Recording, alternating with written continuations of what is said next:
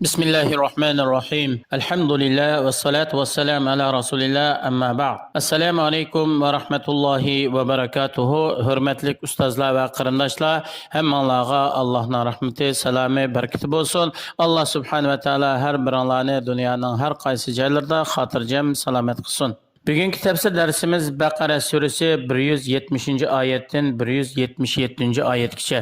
أعوذ بالله من الشيطان الرجيم بسم الله الرحمن الرحيم وإذا قيل لهم اتبعوا ما أنزل الله قالوا بل نتبع ما ألفينا عليه آباءنا أولو كان آباؤهم لا يعقلون شيئا ولا يهتدون ومثل الذين كفروا كمثل الذي ينعق بما لا يسمع إلا دعاء ونداء صم بكم عمي فهم لا يعقلون. Oyatning qisqacha tarjimasi: Kafirlarga Alloh subhanahu va taolo nazil qilgan hidoyat to'g'ri yo'l nurga ergishinglar desa, bular gadankashlik qilib haqqa ergishishdan bosh tortib biz aqida, e'tiqod ergishishda ilgirki ota-bobimiz qanday qilgan bo'lsa, shularga ergishimiz deydi.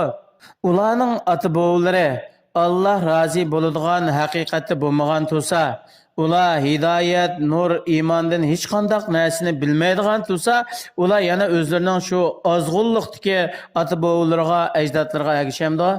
Ya'ni ozg'unlikda o'zining ajdodlariga ergashgan kofirlarning misoli nimaga o'xshaydi desa, bir chorvalarga o'xshaydi. Ya'ni padichi chorvalni ilib chiqib chorvalarni har xil isqirtib, vaqirab to'laydi. Bu chorvalar padichining shu vaqirgan ovozini, isqirtganini anglaydi, ammo uning nima deganligini tushunmaydi. Kofirlar bo'lsa, haqiqatni, haqiqiy manfaatni anglashdan ularning qo'liga gaz. Bular haqni so'zlashdan ularning tili gacha, haqiqatni so'zlamaydi. Bular haqiqatni ko'rishdan ularning ko'zi ko'r, qorg'u.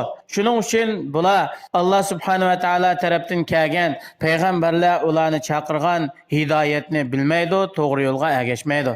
يا أيها الذين آمنوا كلوا من طيبات ما رزقناكم واشكروا لله إن كنتم إياه تعبدون إنما حرم عليكم الميتة والدم ولحم الخنزير وما أهل به لغير الله فمن اضطر غير باغ ولا عاد فلا إثم عليه إن الله غفور رحيم. Ey Allah'a işengen, Allah'ın peygamberge ergeçken müminler, Allah sizlerge rızık bergen halal pakize nesletini yanla ve Allah subhanahu ve taala sizlerge ata kılgan bu maddi manevi nimetlerge Allah'a köplep şükür etanlar. Allah'a bu nimetlerge şükür etiş qaysi taraftan buludu dese, bu tilimiz bilen, dilimiz bilen, ameliyatimiz bilen ifadeleş gerek buludu. Yani Allah şükür etiştigen, Allah buyurgan taat, ibadet, emellerini toluk kılış,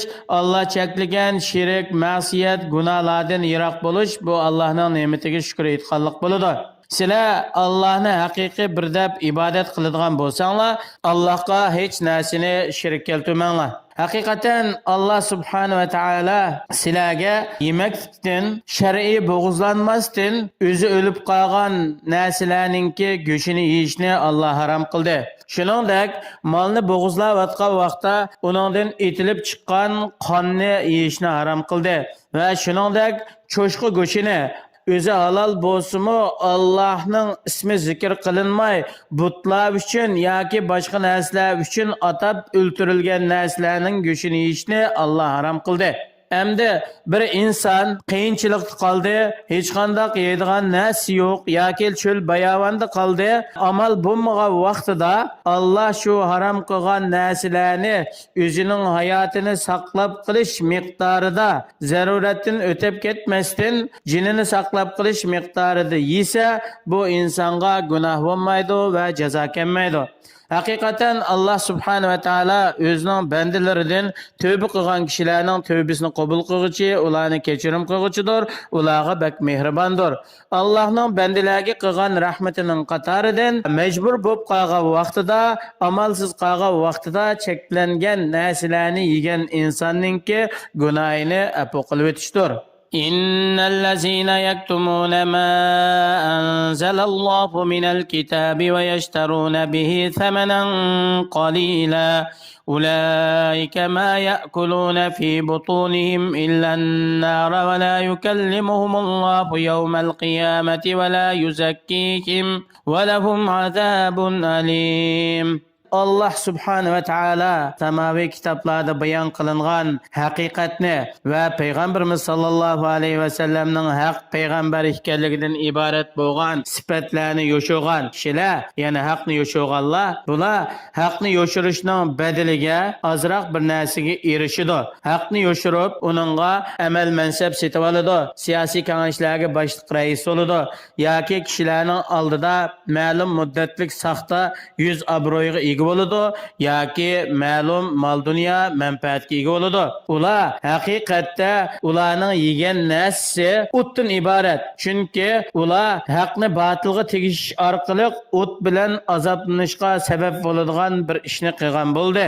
Alloh subhanahu va taolo qiyomatda ularni xursand qiladigan, ularni yaxshi ko'radigan bir so'z bilan ularga so'zlamaydi, balki ularga xafa qiladigan, ularni azoblaydigan azob bilan so'zlaydi va ularni şirkten paklamaydı kıyametdə. Ularni mədiyələydiğən sözlərini qılmaydı. Ular üçün dərdlik azabba. أولئك الذين اشتروا الضلالة بالهدى والعذاب بالمغفرة فما أسبرهم على النار ذلك بأن الله نزل الكتاب بالحق وإن الذين اختلفوا في الكتاب لفي شقاق بعيد. Yuqorida sifatlangan shu kishilar, ya'ni kishilar ehtiyojli bo'lgan vaqtida haqiqatni bayon qilib bermasdan, to'g'ri, sog'lom yo'lni ko'rsatmasdan Alloh bergan ilmni yo'shirgan shu kishilar amaliyotda bular hidoyatni ozg'unlikqa tegishdi. Haqiqatni yo'shirganlik, ilmni yo'shirganlik sababidan bular Allohningki mag'firatini Allohning azobiga almashtirdi. Bularni hamda do'zaxga kiradigan mushundaq ishlarni qilishga nima sabrchan qilib etdi? Bular o'zlariga bundaq ishlarni qilsa Allohning qattiq azobi bo'ladiganligini bilib turib, buningga parvo qilmay, haqiqatni yo'shirib, ilmni yo'shirib, do'zaxga kirishga nima ularni bu qadar sabrchan qilib etdi? Shu ilmni yo'shirganning to'g'ri yo'lni kishilarga ko'rsatmaganninki jazosi va shuning sababi Alloh subhanahu va taolo ilohiy kitoblarni haq bilan nozil qildi. Buni ochiq oshkora kishilarga bayon qilib berish, tushuntirish, to'g'ri yo'lni ko'rsatishni taqozo qiladi. Buni yo'shirish hargiz to'g'ri bo'lmaydi. Hamda Alloh tomonidan ilohiy kitoblar nozil bo'lgandan keyin Tavrat, Injil, Zabur va Qur'oni Karim qatorliq ilohiy kitoblar nozil bo'lgandan keyin ilgari kitob berilgan kishilar bu kitoblarning ba'zisiga iymon etdi va ba'zisini haqdan yiroq turib, uningdagi haqiqatlarni kishilarga bayon qilib berishdan yo'shirdi. Ular dunyo oxiratda Allohningki azobiga duchor bo'ladi. Yuqorida o'qilgan oyatlardan ilinadigan foydalar, birinchisi, insonlarningki izib ketishning eng ko'p sababi nima desa, aqlni ishlatmaslik. Alloh subhanahu va taolo o'zlariga ato qilgan aqldan iborat bo'lgan ne'matni ishlatmay, insonlarning ko'pi to'g'ri yo'ldan izib ketaylik. Va shundaqla o'zidan ilgirkilarga bir narsani tushunmasdan, tafakkur qilmasdan, o'ylanmasdan qarg'ulacha agish bilan insonlarning ko'pi izib ketgan. Shundaqla hamda inson Alloh uningga ato qilgan aql, farosat, anglash, ko'rish, so'zlash qatorliq a'zolardan haqiqiy foydalanmaganligi nimaga o'xshash bo'ldi desa, inson aqldan foydalanmasa, xuddi aqlsiz maxluq hayvonotlarga o'xshash bo'lib qoladi. Shuningdek, haqni so'zlamagan, haqni haqiqiy ko'rmagan, haqni haqiqiy manfaat anglamagan, aqlini to'g'ri yo'lga ishlatmagan kishimi uning hayvondan hech qanday farqi bo'lmaydi. Yana bir foyda hamda qiyomat kuni insonlarning arasida eng qattiq azobga duchor bo'lgan kishi kim desa, Alloh nozil qilingan ilmni yo'shogan, payg'ambarlar olib kelgan hidoyatni yo'shogan, haqiqatni kishilarga bayon qilib bermagan kishilardan iboratdir. Yana bir foydasi hamda Allohningki mu'min bandalariga ato qilgan ne'matlarining qatoridan Alloh subhanahu va taolo cheklangan harom narsalarni cheklik, sanoqli miqdorda qildi. Ammo Alloh subhanahu va taoloninki bandalariga halol qilib bergan narsalarninki soni yo'q. Bu cheksiz. Shunga haromning soni aniq. Buningdan har qachon hushyor turib hazar qilish kerak bo'ladi.